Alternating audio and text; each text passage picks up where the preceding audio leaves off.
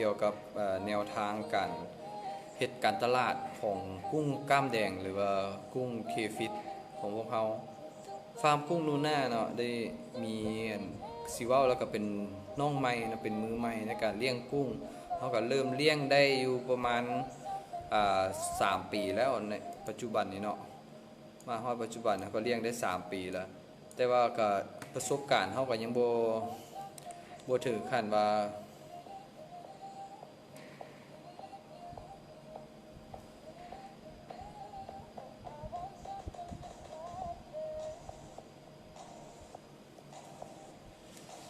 ถึงขั้นว่าเขาสิสามารถสร้างเป็นกิจการใหญ่ได้เนาะหนึ่งจากเวลาที่จำกัดแล้วก็งบประมาณที่บ่พอเนาะแต่ว่าเขามีความสามารถทางด้านวิธีการเลี้ยงเนาะซึ่งว่าเป็นไผที่ต้องการเลี้ยงเขาก็สิสามารถนำมาถ่ายทอดความรู้ให้บรรดาท่านได้รู้วิธีการเลี้ยงกุ้งกล้ามแดงซึ่งว่ากุ้งกล้ามแดงมีต้นกำเนิดมาจากประเทศออสเตรเลียเนาะซึ่งว่าในปัจจุบันนี้ประเทศลาวเฮาก็ยังบ่ทันได้รับความนิยมในการบริโภคเท่าที่ควรทั้งแต่ว่าอยู่ต่างประเทศเนี่ยเขาเจ้าก็ได้นิยมบริโภคกันมาได้หลายปีแล้วเนาะตัวอย่างประเทศอ้อมข้างขอโทษครับประเทศอ้อมข้างก็คือประเทศไทยบ่หรือว่าจีนบ่ที่เขาเจ้าก็ได้บริโภคกันมาได้อย่างหนึ่งแล้วแล้วมันเป็นกุ้งที่ว่าสามารถเลี้ยงง่ายเนาะในสภาพแวดล้อมอยู่บ้านเฮาอยู่ลาวเฮานี่สามารถเลี้ยงได้ซึ่งว่ากุ้งนี่มันมีซีนก็คล้ายๆคือกับกุ้งเหมือน lobster แหละมันใครเคยกิน lobster มันสิคือกันเนาะโตมันก็สิใหญ่แล้วใหญ่ที่สุดก็สิประมาณ35หา40เซนนี่แหละน้ำหนักก็สิอยู่ประมาณเกือบ1กิโลหรือ2ตัวต่อกิโลเนาะ50เซนแต่ว่าที่เฮาเคยเลี้ยงได้ที่ใหญ่ที่สุดสิอ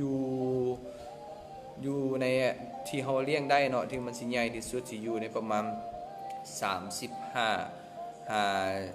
40 35หา40เซนที่ว่ามันใหญ่แต่ว่าพวกเฮาเลี้ยงได้แท้ประมาณ25เซนเนาะ25เซนที่ว่าพวกเฮาเคยเลี้ยงได้ใหญ่แท้และหลังจากนั้นมันก็สิ่งแวดล้อมมันก็บ่เพียงพอเนาะมันคับแคบเกินไปบ่สามารถให้มันอยู่รอดได้แล้วการเลี้ยงเนาะเฮาเลี้ยงใส่อ่างใส่น้ำดื่มน้ำประปาเลี้ยงใส่หนองเลี้ยงใส่นาเลี้ยงใส่อีหยังก็ได้แล้วแต่มันไผอยากเลี้ยงจังใดก็แล้วแต่คือว่าขังน้ำได้ก็ถือว่าสามารถเลี้ยงได้เนาะกุ้งตัวนี้กินอาหารมื้อละคาบกินอาหารธรรมชาติมีอาหารกุ้งเฉพาะให้กินเนาะมีสามารถกินอาหารธรรมชาติคือว่าขี้กระเดือนป่าน้อยแล้วก็เศษอาหารต่างๆเนาะพืชที่ว่าอยู่ในน้ำอาจจะเป็นเท้าเป็นแหน่เป็นเอียงก็แล้วแต่เนาะมันสามารถกินได้หมดแล้วมันมีคุณสมบัติในการปรับตัวไว้มันเป็นหน่วยคอมมานโดเนาะถ้าสมมุติว่าเฮาเลี้ยงมันสิย้ายถิ่นไปตลอดเพราะฉะนั้นการที่จะรักษามันไว้ได้ก็แม่นเฮาต้องได้ล้อมรั้วให้มันเนาะเพื่อบ่ให้มันออกกับกันบริเวณมันไว้หั่นแล้วสำคัญเนาะของการที่ว่าเฮาจะเลี้ยงกุ้งหั่นแม่น1แม่นเฮาต้องคำนึงถึงตลาดกุ้งอยู่บ้านเฮาทุกมื้อนี้เนาะตลาดกุ้งกล้ามแดงจะถือว่ากล้าบอกเลยว่าบ่มีไผเข้ามาแข่งผมต้องการกุ้งที่ว่าคนลาวบริโภคกุ้งเนาะอยู่ประมาณอาทิตย์นึงประมาณ1ตนที่เฮาเคยสำรวจมาเนาะเฉพาะนครหลวง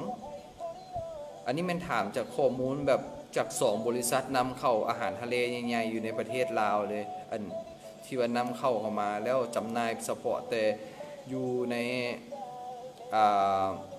ประเทศลาวเฮานี่ถือว่ากุ้ง lobster น้ำจืดนี่เกือบสิบ่มีอยู่ในตลาดเลยเนาะอาจจะมีประมาณ 1-2 เจ้าที่ผมต้องการประมาณอาทิตย์นึงประมาณ2เกือบ 1-2 ตนเพราะฉะนั้นการจะผลิตกุ้งให้ได้คุณภาพหรือได้ปริมาณขนาดนั้นเราต้องได้ใช้วิทยาศาสตร์แล้วก็ใช้เนื้อที่ค่อนข้างจะสูงการที่จะเฮ็ดคนเดียวบ่สามารถจะล่อนได้เพราะฉะนั้นมื้อนี้หนูเนาะเจ้าของฟาร์มกุ้งกล้ามแดงก็เลยอยากมาเชิญชวนให้บรรดาท่านที่ว่ามีความสนใจที่จะเฮ็ดธุรกิจทางด้านการเกษตรเนาะว่ามีดินนาเป่าๆที่ว่าปลูกข้าวแล้วบ่ฮู้จักสิเฮ็ดอีหยังสามารถสนองน้ำได้2 ประมาณ2ฤดูกาลขึ้นไปเนาะแล้วเฮาก็สามารถมาเลี้ยงกุ้งได้เฮามีหนองน้ำมีเบิดทุกอย่างที่ว่ามีแล้วแต่ว่ายังบ่สามารถเลี้ยงกุ้งได้หนึ่งการลงทุนใส่กุ้งค่อนข้างจะเริ่มต้นมันจะสูงแต่เฉพาะลูกกุ้งเท่านั้นเนาะเรื่องอาหารนี่ครับมันเลี้ยงเซนาเซหนองเกือบสิว่าบ่มีต้นทุนเลยเนาะอาหารเป่าหนึง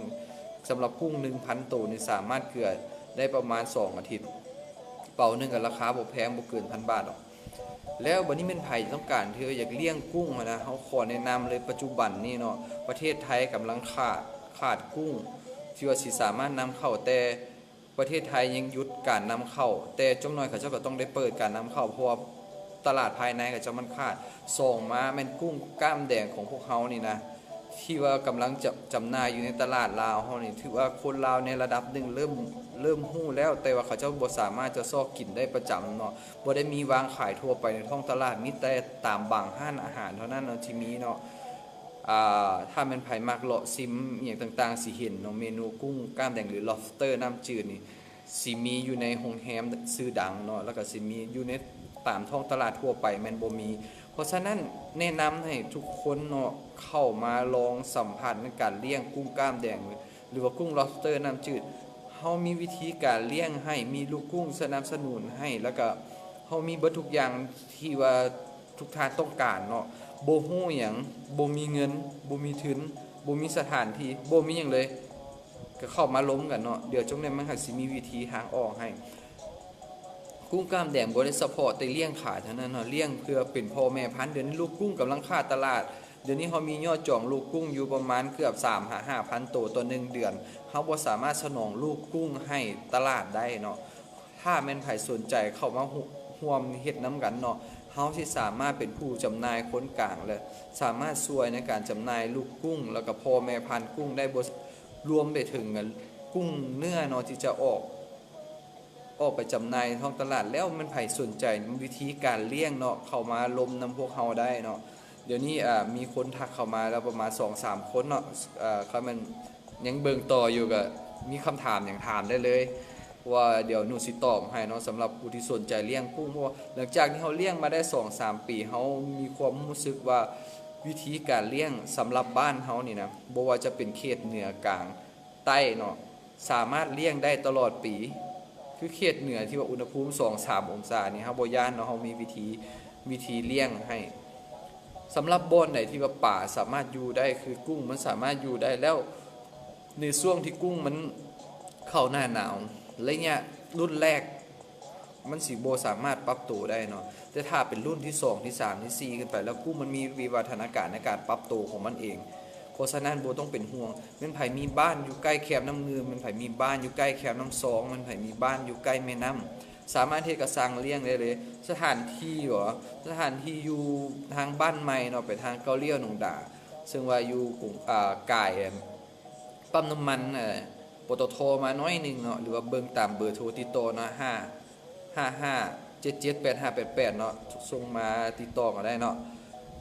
ขอบใจเนาะสำหรับแจ็คกี้เนาะผู้ที่ว่าเฮาก็ติดตามเพจเพิ่นตลอดอยู่เป็นขายสัตว์เลี้ยง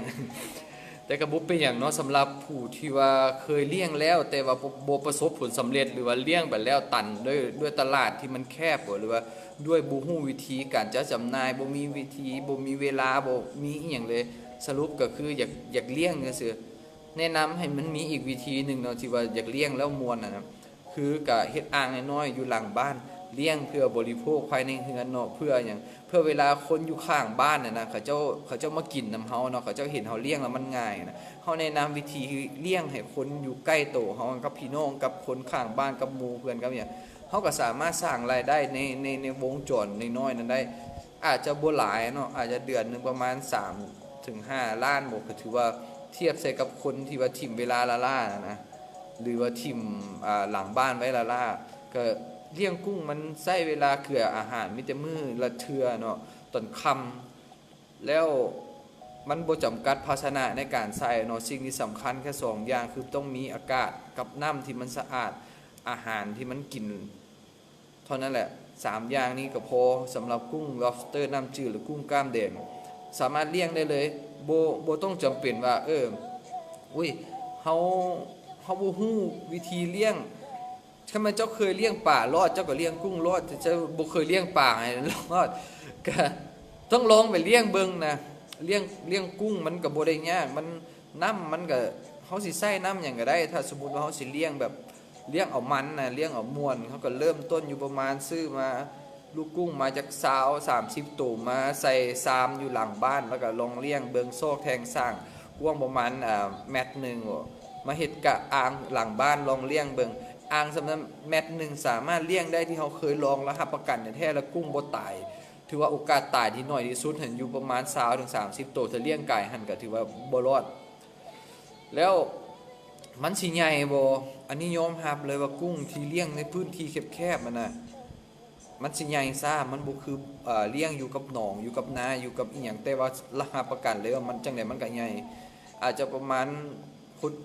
ปอร์เซ็นต์นาเนาะ2เดือนนี่2เดือนกว่าๆนี่บางไหนาที่ว่ามันอุดมสมบูรณ์บางหนองป่าที่มันอุดมสมบูรณ์นะกุ้งมันสามารถขยายตัวได้ขนาดประมาณ10-12 เซนภายใน2เดือนกว่าๆเกือบ3เดือนการันตีให้เลยหลังจากปล่อยลูกกุ้งประมาณไส้ประมาณ2เซนน่ะลูกกุ้งสิใหญ่เลยประมาณถ้าปล่อยใส่หนองหรือนาได้ประมาณประมาณ12 เซนเนาะแล้ววันนี้หลังจากที่ว่าเฮาเลี้ยงกุ้งแล้วนะเฮาบ่ฮู้ว่าสิไปขายอยู่ไสนะพยายามขายบ่ได้บ่ฮู้สิไปขายไผปัญหา1ต้องเลี้ยงให้มันใหญ่ก่อนเลี้ยงใหญ่แล้วเลี้ยงให้มันเกิดลูกได้ก่อนเลี้ยงเกิดลูกแล้วเลี้ยงลูกให้มันรอดก่อนเนาะอย่าไปเฝ้าคิดว่าเฮาสิไปขายถ้าเฮาเลี้ยงได้เฮาเลี้ยงรอดคนอยู่ใกล้ตัวเฮาเขาเจ้าสินำมาเลี้ยงนำเฮาเพราะว่ามีคนออสเตรเลียเนาะเราบินมาหาค่อยอยู่ลาวว่าเราเห็นค่อยอยู่ในหนังสือพิมพ์เวียงจันทน์ไทม์แล้วเราสนใจว่าอยู่ลาวมีการเลี้ยง lobster เราก็เลยเข้ามาศึกษาเบิ่งว่าวิธีการเลี้ยงจังได๋แล้วก็มีคนต่างประเทศอีกคนนึงเนาะบ่ขอออกชื่อแล้วกันเราเฮ็ดฟาร์มอยู่หนองแตงแล้วก็เข้ามาขอความรู้เกี่ยวกับเรื่องการปรับสภาพน้ำเราเฮ็ดปลูกพืชในน้ำนะปลูกพืชออร์แกนิกเขาเจ้าเอิ้นอีหยังกันแล้วแต่เนาะคือชื่อบ่ออกเลยแล้วก็เข้ามาขอวิธีการปรับสภาพน้ำแล้วเราก็บอกว่าค่อยกำลังวิจัยเรื่องวิธีการเลี้ยงอยู่เดี๋ยวนี้จะมีปัญหาหยังค่อยบอกว่าคนบ่มีปัญหาหยังเรื่องน้ำเพราะว่าน้ำค่อยใช้น้ำธรรมชาติแต่คนมีปัญหาเรื่องเดียวคือการกำหนดปริมาณอาหารเราก็เลยแนะนำบอกว่าเจ้าก็ลองซื้อซิงที่มันเป็นซิงกล้ามที่น้อยๆแล้วเจ้าก็มาผงเป็นกล้ามแล้วก็ให้กินทดลองเป็นอ่างค่อยทดลองแบบที่เราบอกก็โอเคถือว่าปัญหาเรื่องการให้อาหารอยู่ในอ่างถือว่าจบไปทุกมื้อนี้เขาบ่มีปัญหาว่ากุ้งบ่ใหญ่กุ้งตายแล้วก็กุ้งคลอดกุ้งกินอาหารบ่พอกินกันเองอีหยังต่างๆก็ถือว่ามีแต่ว่ากุ้ง100ตัวผู้ที่เลี้ยงเก่งๆแท้มันสามารถรอดได้แค่ 70% เท่านั้นเนาะเพราะว่า1วิวัฒนาการของกุ้งคือมันจะลอกคราบแล้วเวลามันลอกคราบหมูมันสิจื้อมันบ่ได้แล้วกินมันนี่หอมเป็นตาแซ่บอีหลีหมูมันก็เลยแล่มากินเพราะฉะนั้นการเสี่ยงในการลอกคราบแล้วกินได้หั่นมันมีอัตราเสี่ยงสูงเพราะฉะนั้นผู้ที่ต้องการที่จะเลี้ยงกุ้งกล้ามแดงเนาะกุ้ง lobster น้ำจืดอยู่ในลาวเฮานี่นะขอแนะนำเลยว่าจะสิเริ่มใหญ่เลยก็ได้เพราะว่าหยังพอทุกมื้อนี้เขาจะเอิ้นระบบ R&D หมายความว่า Research and Development หมายความว่าเจ้าซื้อนวัตกรรมเจ้าซื้อผลิตภัณฑ์เจ้าซื้อวิทยาศาสตร์จากคนอื่นแล้วเจ้าก็มาเลี้ยงเนาะสบายดีวินเนอร์เลี้ยงกุ้งโอ้เจ้าของฟาร์มมาเองเลยวะนี่พอดีติดตามเบิ่งเพจเพิ่นตลอดอยู่เนาะครับบ่ค่อยได้เจรจากันจังเทื่อยินดีที่ต้อนรับเนาะวินเนอร์มื้อนี้ก็ขอทวนแล้วกันเนาะวินเนอร์เว้าเรื่องเกี่ยวกับเรื่องตลาดกุ้งที่ว่าหลายๆคนที่เคยเลี้ยงไปแล้วก็ท้อสิกลับไปเล่าคืนเนาะว่าเป็นหยังคนจึงค่อยท้อในช่วงนั้นมันมีกุ้งเริ่มบูมเป็นกุ้งกล้ามแดงเนาะหรือก็กุ้ง lobster น้ำจืดบ้านคนอยู่ไทยเลี้ยงพ่อแม่พันคูละ 1,000-2,000 บาทเริ่มราคาเริ่มขึ้นคนเริ่มเลี้ยงหลายเป็นร้อยเป็นพันบางคนเป็นหมื่นเป็นแสนคนหลังจากนั้นอยู่ไทยมันเริ่มมีกุ้งตัวนึงขึ้นมาเนาะเขาจะเอิ้นกุ้งโกด เป็นกุ้งสวยงามที่ว่าเขาเจ้าเอาสายพีมาเลี้ยงแล้วมันผสมพันธุ์กันข้ามสายพันธุ์แล้วมันเกิดกลายพันธุ์มาแล้วมีคนเอาไปเลาะขายแล้วมีคนกลุ่มหนึ่งที่มักเลี้ยงกุ้งอยู่แล้วสนใจก็เ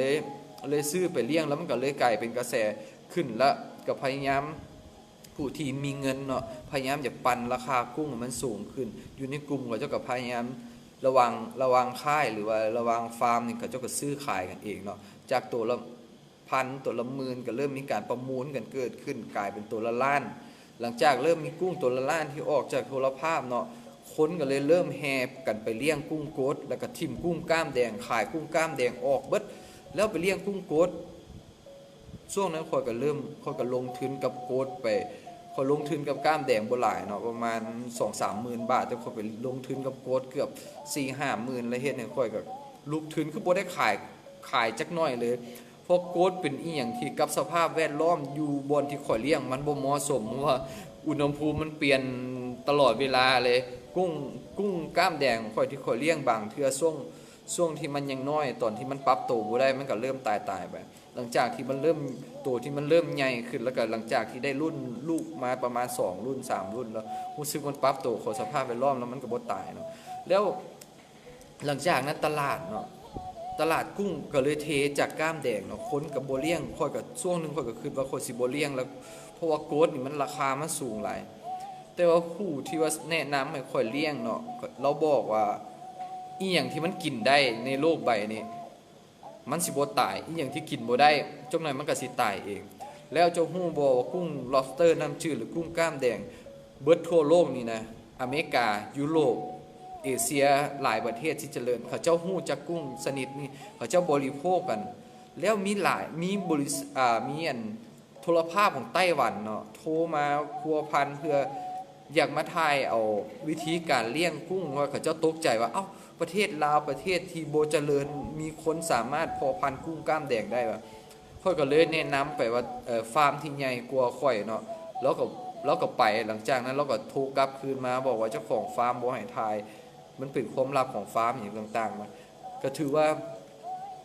มีแต่คนลาวเฮานี่ยังบ่เข้าใจแล้วก็ยังบ่ทันฮู้วิธีการเลี้ยงกุ้งก้ามแดงส่วนต่างประเทศนี่เขาเจ้าเลี้ยงมาเขาเจ้ากินมาเขาเจ้าเฮ็ดมาได้ดนเติบแล้วหลังจากนั้นเฮาก็เลยว่าถ้ามันหมู่ว่าจังซั่นเนาะเฮาก็สิลองรักษา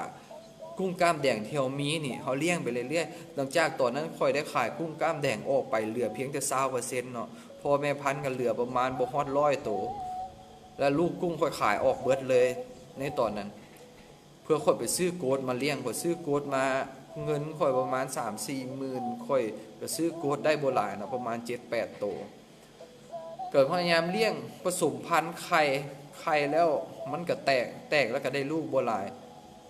ลูกออกมาเขาก็คือว่าสิพัฒนาต่อก็เลยบ่ได้ขายไปหลังจากนั้นลูกมันก็เริ่มเซาบูมเนาะโกดแล้วค่อยก็ยังเหลือก้ามแดงแต่โชคดีที่ว่าก้ามแดงมันเป็นอีหยังที่แบบโคตรจินตนาการยากเลยคันเจ้าเอาใจใส่มันหลายเนาะเกลือมันทุกมื้อเอาไฟไปส่องเอาไปเบิ่งมันย่ามันตายแม่งทุกมื้อเลยมันทิ่มปลาไว้หั่นใส่แหน่ปกไว้แฮงดีเลยบ่ให้พ้นเห็นบ่ให้เห็นคนบ่ให้อีหยังเลยแหน่แดงเขียวๆน่ะหนึ่งใหญ่โคตรไวเลยเพราะว่ามันมืดแล้วมันสามารถกินอาหารได้เฮาเกลืออาหารลงไปมันเม็ดใหญ่มันจมลงไปมันหากินเองของมันเนาะเพราะฉะนั้นเราก็ทิ่มป่าเป็นตุเป็นต้นอย่างลงไปแล้วเขาก็ปาไว้อย่างซั่นผ่านไประยะประมาณเดือนกลัวหรือ2 เดือนเฮาเริ่มเบื่อกับโกดแล้วเฮาสิเอาโกดทิ่มแล้วเฮาก็สิล้างกุ้งเฮาเครียดแฮงเฮาบ่ฮู้จักแนวสิเฮ็ดก็เลยไปล้างอ่างกุ้งปรากฏว่ากุ้ง70ปลายแม่เหลือประมาณ70ปลายโตนะมี50แม่ที่มันไข่ฟักกบตะบังนะ50แม่ต้องเฮ็ดจังได๋บัดนี้อ่างก็เหลือมีแต่2อ่างใหญ่กับอ่างน้อยอีก2อ่างก็เลยต้องได้เขี่ยวเล็งเฮ็ดขยายอ่างออกทุกมื้อนี้ก็เลยช่วงนั้นก็มีกลุ่มนึงที่เขาเจ้าต้องการอยากเลี้ยงกุ้งที่ว่าเป็นผลิตภัณฑ์แท้ๆเนาะเป็นกุ้งเนื้อแท้ๆเขาเจ้าก็ซอกหาต้นทุนของการผลิตลูกกุ้งที่มันถูกที่สุดอยู่ในลาวเขาเจ้าก็มาเสนอค่อยว่าเจ้าขายค่อยได้บ่ในราคานี้ตอนนั้นโอ้โหตัวละตะกี้เนาะกุ้งก้ามแดงตัวน้อยตัวนึงราคา 7,000 กีบ และช่วงหนึ่งที่ว่ามีโกดเข้ามามันลงเหลือตัวละ 5,000 เจ้าขายให้ค่อยแล้วบ่ค่อยสิเอาพันตัวราคา2,0002,000กีบตัวโตถามว่าเอ้าเจ้าสิเอาพันตัวอืมก็เลยลองขายไปเบิ่งเนาะว่าเขาบ่เคยขายราคานี้เนาะแต่ว่าก็ลองมานั่งคือเบิ่งอาหารค่อยก็บ่ได้เกลืออาหารเผื่อกุ้ง50แม่ที่มันไข่อยู่ก็ได้ก็เบิดได้ประมาณ3บ่เกิน3กิโลบ่บวกลบคูณหารนำก็บ่ตั้งแต่เติมมายังบ่ได้เปลี่ยนแล้วกุ้งมันก็ใหญ่แล้วก็เงิน2ล้านสิเอาเดี๋ยวนี้ก็เลยว่าขายให้เราหลังจากนั้นค่อยได้เงินนำเราบ่แม่นแค่1,000ตัวค่อยได้ 5,000 ตัวในเดือนเดียวค่อยสามารถเฮ็ดอ่างได้ค่อยดาวน์รถขี่ค่อยมีเงินทุนก้อนนึงไปใส่กับร้านอาหารที่ว่ามันกำลังสิเจ๊งเนาะในเดือนเดียวก็ขายกุ้งได้เกือบ20ปลายล้านกับแม่กุ้งที่มันไข่ที่ค่อยบ่คิดซ้ำว่าสิได้แล้วก็ขายพ่อแม่พันธุ์บ่พอซี่นะก็เลยเป็นสิ่งที่ว่ายังดึงดูดมาเดี๋ยวนี้ยอมรับเลยว่าคนกำลังหันมาเลี้ยงกุ้งนี่หลายขึ้นค่อยมียอดจองเดี๋ยวนี้อยู่ประมาณเดือนนึงประมาณ 5,000 ตัวแต่ค่อยบ่สามารถมีกุ้งขายให้ได้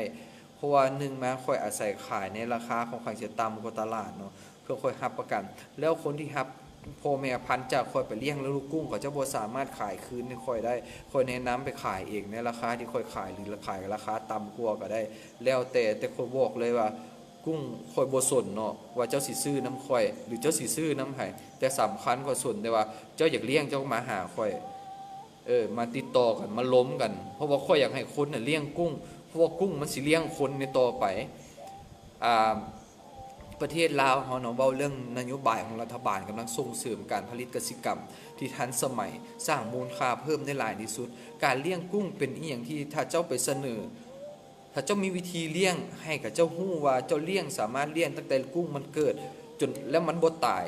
และจนเจ้าส่งขายได้ในปริมาณที่ตลาดหาประกันค่อยสามารถบอกได้เลยว่าเจ้าไปขอเงินกู้นำธนาคารส่งเสริมกสิกรรมส่งธนาคารนโยบายได้แบบง่ายที่สุด